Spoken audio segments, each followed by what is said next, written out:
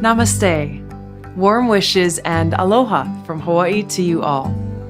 I'm deeply honored to have been invited to join you in this glorious celebration of the appearance of the Bhagavad Gita.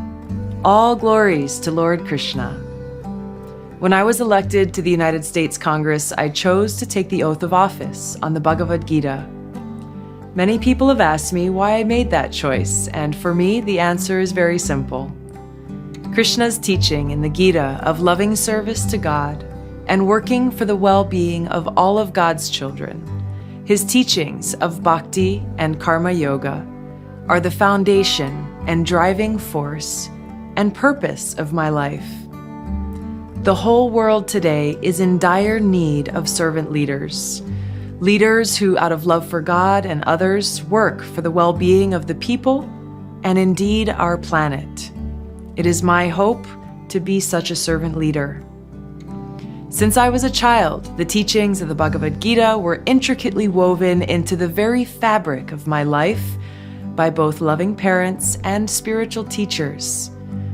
The soothing, enlightening, and beautiful words spoken by Sri Krishna in the Gita became an inseparable part of my everyday life.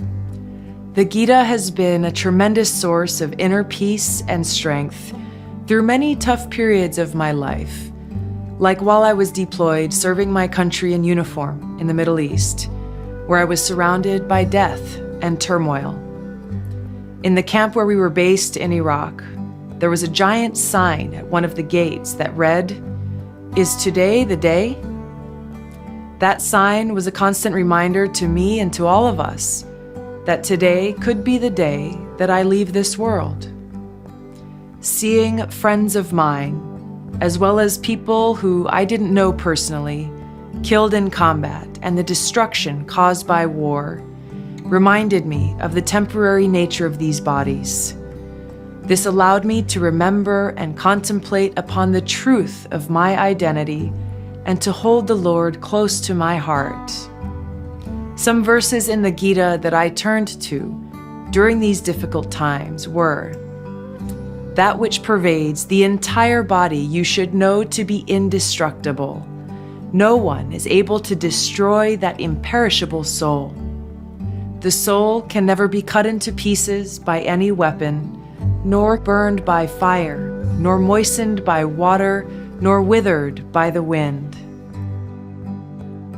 In the midst of the hell that is war, I found great comfort and shelter in the Bhagavad Gita's message of the eternality of the soul and God's unconditional love.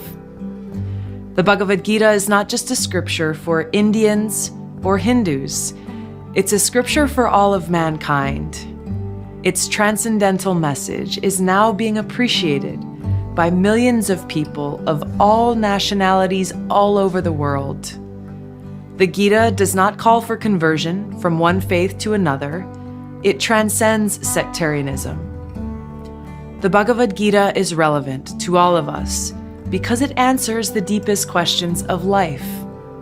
No matter what our ethnicity, race, or caste, no matter what our gender, age, economic status, or education, every single one of us wants and needs to know the answers to the questions, who am I? What is the purpose of my life? Where can I find true happiness? And what is death? In the Bhagavad Gita, Lord Krishna gives us the answers to these questions. In closing, let me share with you Lord Krishna's conclusion in the Bhagavad Gita.